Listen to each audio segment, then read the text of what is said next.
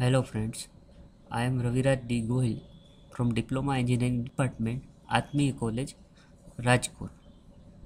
તો ફ્રેન્ડ્સ, આજે આપણે રેસિડ્યુઅલ સ્ટ્રેસ કે જેને ગુજરાતીમાં કહેવાય અવશેષ પ્રતિબળ એના વિશે આપણે આજના વિડીયોમાં ડિસ્કશન કરશું. તો આપણે લાસ્ટ લેક્ચરમાં આપણે મિકેનિકલ પ્રોપર્ટીઝ ઓફ મેટલ છે એ આપણે સમજ્યા હતા. તો આજે હવે આપણે રેસિડ્યુઅલ સ્ટ્રેસ એટલે કે અવશેષ પ્રતિબળ એ આજે આપણે સમજશું. તો ફ્રેન્ડ્સ, પહેલાં તો અવશેષ પ્રતિબળ વિશે આપણે થોડુંક ડિસ્કશન કરી લઈએ. તો અવશેષ પ્રતિબળ એટલે શું થાય અને એનું શું ઇમ્પોર્ટન્સ છે, એનું શું મહત્ત્વ છે અને શું કામ એ આપણે સ્ટડી કરવું પડે. તો ફ્રેન્ડ્સ, આજે આપણે સબ્જેક્ટ સ્ટડી કરીએ છીએ મેન્યુફેક્ચરિંગ પ્રોસેસ ઉપર આપણે અલગ અલગ ટોપિક છે ડિસ્કસ કરીએ છીએ. તો જ્યારે આપણે મેન્યુફેક્ચરિંગ પ્રોસેસ વિશે સ્ટડી કરતા હોઈએ તો ત્યારે આપણે આ રેસિડ્યુઅલ સ્ટ્રેસ પણ આપણે કન્સિડર કરવું જ પડે. તો શું થાય એ આપણે સમજી લઈએ. તો જ્યારે કોઈ પણ પાર્ટ્સ આપણે મેન્યુફેક્ચરિંગ પ્રોસેસથી બનાવવાની શરૂઆત કરીએ અને એ પાર્ટ્સ બની જાય પછી એ પાર્ટ્સ બની જાય તેમ છતાં એ પાર્ટ્સની અંદર અમુક સ્ટ્રેસ છે એ અંદર જ ટ્રેપ થઈ ગયેલા હોય તો એ પાર્ટ્સનો પછી ગમે ત્યારે યુઝ થશે ત્યારે એની ડ્યુરિંગ એની લાઈફ અવર્સ એટલે કે જ્યારે એ પાર્ટ્સનો યુઝ થશે ત્યારે એની સમય મર્યાદામાં અમુક સમયે એની અંદર જે સ્ટ્રેસ રહી ગયેલા હશે એ બધા એક્ટિવેટ થશે અને બહાર નીકળવાની ટ્રાય કરશે અને એ પાર્ટ્સને ત્યાં આગળ એ ફેલ કરશે અથવા તો એના ઉપર કંઈક પણ જાતનું ભંગાણ થશે, કોઈ પણ જાતની ક્રેક થશે અને પાર્ટ્સની લાઈફ છે ત્યાં આગળ પૂરી થઈ જશે. તો આપણે એક સેફ્ટી પર્પઝ માટે કોઈ પણ પાર્ટ્સ મેન્યુફેક્ચરિંગ પ્રોસેસથી આપણે બનાવીએ તો સૌપ્રથમ આપણે પાર્ટ્સ બની જાય ત્યારે આપણે ચેક કરવું પડે કે એની અંદર કોઈ પણ જાતના સ્ટ્રેસીસ છે એ એની અંદર છે નહીં અથવા તો કોઈ લેફ્ટ ટૂંકમાં રહી ગયા નથી.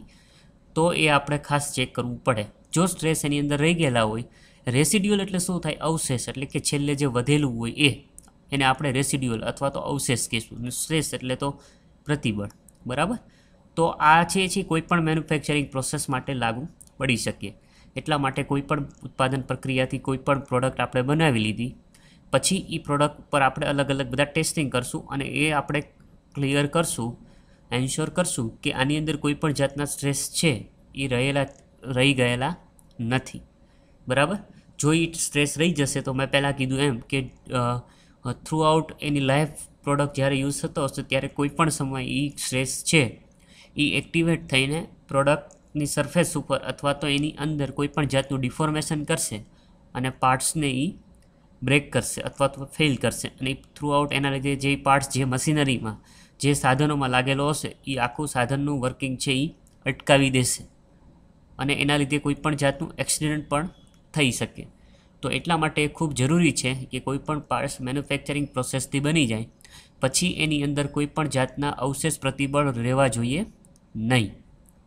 ઓકે, તો અવશેષ પ્રતિબળ એટલે શું થાય એને હવે આપણે ડિટેલમાં સમજીએ.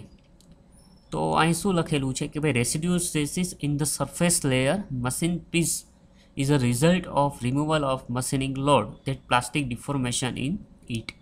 એટલે કે અહીંયા આગળ એવું કહેવા માગે છે કે જ્યારે આપણે કોઈ પણ પાર્ટ્સ બનાવતા હોય એટલે એના ઉપર આપણે એક્સટર્નલ ફોર્સ લગાડશું. હવે કોઈ પણ મેટલ છે એનું આખું સ્ટ્રક્ચર કોઈ પર્ટિક્યુલર પેટર્નમાં ગોઠવાયેલું હોય છે, બરાબર. હવે એના ઉપર એક્સટર્નલ ફોર્સ આપણે લગાડીએ એટલે એ પેટર્નની અંદર એ અરેન્જમેન્ટની અંદર કોઈ પણ જાતના ફેરફાર થશે એને આપણે શું કહેશું? ડિફોર્મેશન કહેશું. અને ડિફોર્મેશનની લીધે એની અંદર અમુક સ્ટ્રેસ છે એ જનરેટ થશે. તો એ સ્ટ્રેસને જો આપણે પાર્ટ્સની બહાર નહીં કાઢીએ તો એ સ્ટ્રેસ અંદર જ ટ્રેપ થઈ જશે અને એ સ્ટ્રેસને આપણે શું કહેવું પડશે? રેસિડ્યુઅલ સ્ટ્રેસીસ, બરાબર. તો કોઈ પણ મેન્યુફેક્ચરિંગ પ્રક્રિયા પૂરી થયાના અંતે એ પાર્ટ્સની અંદર કોઈ પણ જાતના સ્ટ્રેસીસ પ્રોડ્યુસ થયેલા હોય અને એ સ્ટ્રેસ કોઈ પણ કારણોને લીધે બહાર ના નીકળી શકે તો એ સ્ટ્રેસને શું કહેવાય? અવશેષ પ્રતિબળ અથવા તો રેસિડ્યુઅલ સ્ટ્રેસીસ. એના પછીનો પેરેગ્રાફમાં આપણે સમજીએ કે ભાઈ during manufacturing for shaping of a metal as to change properties of metal it is processed under machining, cold working or welding, બરાબર. કે ભાઈ આ પ્રકારના રેસિડ્યુઅલ સ્ટ્રેસ છે એ ક્યારે જનરેટ થાય કે કોઈ પણ મેટલને તમે આકાર આપતા હો તો ત્યારે એની અંદર એની યાંત્રિક ગુણધર્મો ચેન્જ થશે અને એના લીધે અમુક સ્ટ્રેસ છે એ જનરેટ થશે. પછી કોઈ પણ મેન્યુફેક્ચરિંગ પ્રોસેસ હોય, મશીનિંગ હોય, વેલ્ડિંગ હોય, કાસ્ટિંગ હોય, બરાબર, તો ત્યાંમાં પણ આ ફોર્સ છે, આ સ્ટ્રેસ છે એ જનરેટ થઈ શકે.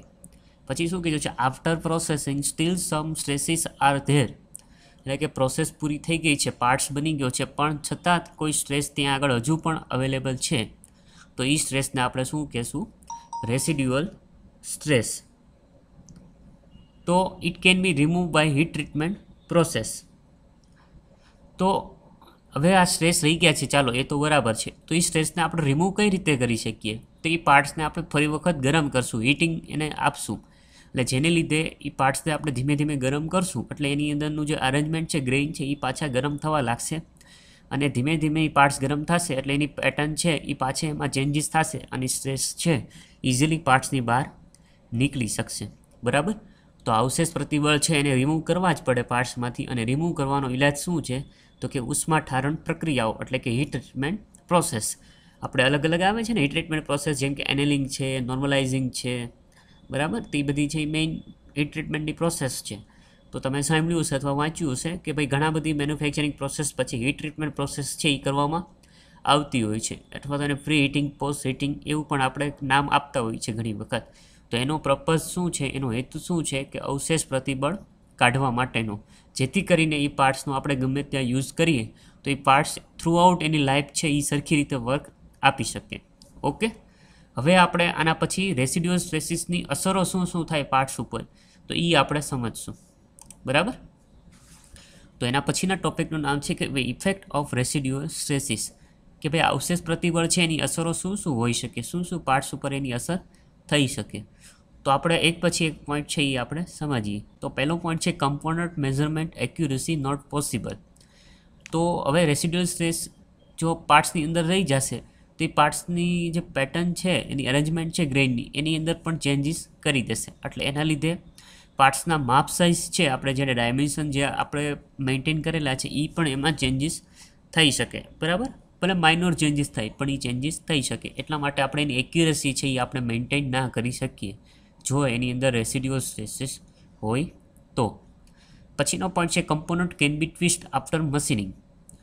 તો ઘણી વખત મશીનિંગ કરતા સમયે પાર્ટ્સની અંદર જો રેસિડ્યુઅલ સ્ટ્રેસ પહેલેથી જ રહેલા હોય તો મશીનિંગ દ્વારા જે એક્સટર્નલ ફોર્સ એના ઉપર અપ્લાય થશે અને એના લીધે એની અંદર ડિફોર્મેશન થશે, અને એ ડિફોર્મેશનના લીધે રેસિડ્યુઅલ સ્ટ્રેસ ફરી વખત એક્ટિવેટ થશે અને પાર્ટ્સને અમુક માપ સુધી એ ટ્વિસ્ટ કરી દેશે, એટલે કે મરડાઈ જશે. આપણે ઘણી વાર નથી કહેતા પાર્ટ્સ આખો મરડાઈ ગયો, એટલે કે એના ડાયમેન્શન છે એ થોડાક ઇરેગ્યુલર થઈ જશે.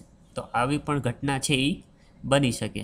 પછીનું થર્ડ પોઈન્ટ છે પ્રોપેગેટ ક્રેક, એટલે કે ક્રેક ઉત્પન્ન થવાની શક્યતા પણ બની શકે જો વધારે પ્રમાણ હોય રેસિડ્યુઅલ સ્ટ્રેસનું. તો એના ઉપર ફરી વખત જ્યારે પ્રોસેસ કરો અથવા તો એ પાર્ટ્સનો જ્યાં આગળ યુઝ થાય ત્યાં આગળ રેપિટેડ એના ઉપર ફોર્સ લાગતા હોય તો ત્યાં આગળ રેસિડ્યુઅલ સ્ટ્રેસ એક્ટિવેટ થઈને ત્યાં આગળ ક્રેક છે એ જનરેટ કરી શકે. બરાબર, પછીનું છે presence of residual stress May change shape, size and limit. બરાબર, તો આગળ વાત કરીએ આપણે એ રીતે જ છે કે કમ્પોનન્ટ હોય, વર્કપીસ હોય, એની શેપ અને સાઇઝમાં પણ ફેરફાર થઈ શકે. બરાબર, એના પછીનું છે decrease the strength of metal. તો સ્ટ્રેન્થ છે એ ધાતુની એ પણ ઘટાડી શકે રેસિડ્યુઅલ સ્ટ્રેસ. કઈ રીતે, તો કે એની અંદરનું જે ગ્રેઇન અરેન્જમેન્ટ છે તો એનીમાં પેટર્નમાં ફેરફાર થઈ જશે, એના ગ્રેઇનની વચ્ચેનું જે સ્પેસ છે એ વધી જાય અથવા ઘટી જાય, એના લીધે અરેન્જમેન્ટ વિખાઈ જશે અને ડિફોર્મેશન વધારે થઈ જશે, એટલે મેટલની સ્ટ્રેન્થ છે એ ઘટાડી શકે છે. બરાબર, અને છેલ્લો પોઈન્ટ છે કે ભાઈ cold working process generate residual stress due to metal deformation. હવે જો અહીંયા આગળ શબ્દ યુઝ કર્યો છે કોલ્ડ વર્કિંગ પ્રોસેસ, તો એ રીતની બે આપણે આગળ જોશું કે ભાઈ કોલ્ડ વર્કિંગ પ્રોસેસ અને હોટ વર્કિંગ પ્રોસેસ આવે. કોલ્ડ વર્કિંગ પ્રોસેસ એટલે એવું હોય કે એમાં પ્રોસેસ કરતા સમયે મેટલને ગરમ કરવાનું નથી, મેટલને રૂમ ટેમ્પરેચરે જ રાખવાનું છે અને પછી એના પર પ્રોસેસ કરવાની છે. તો એને શું કહેવાય, કોલ્ડ વર્કિંગ પ્રોસેસ. અને સેકન્ડ આવે છે હોટ વર્કિંગ પ્રોસેસ, એટલે કે મેટલને આપણે અમુક ટેમ્પરેચર સુધી ગરમ કરશું, રૂમ ટેમ્પરેચરથી વધારે, અને પછી એના ઉપર આપણે પ્રોસેસ કરશું તો એને કહેવાય હોટ વર્કિંગ પ્રોસેસ. તો આ રેસિડ્યુઅલ સ્ટ્રેસીસ છે એ વધારે છે એ કોલ્ડ વર્કિંગ પ્રોસેસમાં જ ઉત્પન્ન થવાના ચાન્સીસ વધારે છે, કેમ કે એમાં મેટલ ગરમ કરતા નથી અને સીધું એક્સટર્નલ ફોર્સ આપીને આપણે એની અંદર શેપ આપીએ છીએ, એટલે એની અંદર ચાન્સીસ વધારે છે રેસિડ્યુઅલ સ્ટ્રેસીસ આવવાના. બરાબર ફ્રેન્ડ્સ, તો આટલી અસરો થાય છે રેસિડ્યુઅલ સ્ટ્રેસીસની. તો કોઈ પણ મેન્યુફેક્ચરિંગ પ્રોસેસ પૂરી થાય પછી રેસિડ્યુઅલ સ્ટ્રેસને કાઢવા માટે એના ઉપર રીટ્રીટમેન્ટ કરવામાં આવે, જેથી કરીને રેસિડ્યુઅલ સ્ટ્રેસ છે એની અંદરથી રિમૂવ થઈ જાય. બરાબર, તો અત્યારે ઓટોમોબાઈલ ઇન્ડસ્ટ્રી અથવા એરક્રાફ્ટ ઇન્ડસ્ટ્રી અથવા તો કોઈ પણ બીજા મોટા અર્થ મૂવિંગ ઇન્ડસ્ટ્રીના જે ઇક્વિપમેન્ટ્સ હોય છે એ બધી એના અંદર પ્રોસેસ થઈ જાય, પાર્ટ્સ બની જાય, પછી એના ઉપર હીટ ટ્રીટમેન્ટ કરવામાં આવે, જેથી કરીને એ પાર્ટ્સ એની થ્રુઆઉટ લાઈફ છે એ સરખી રીતે કામ આપી શકે. ઓકે, તો આજે આપણે રેસિડ્યુઅલ સ્ટ્રેસ વિશે આપણે આટલું છે એ સમજવાનું હતું. Thank you.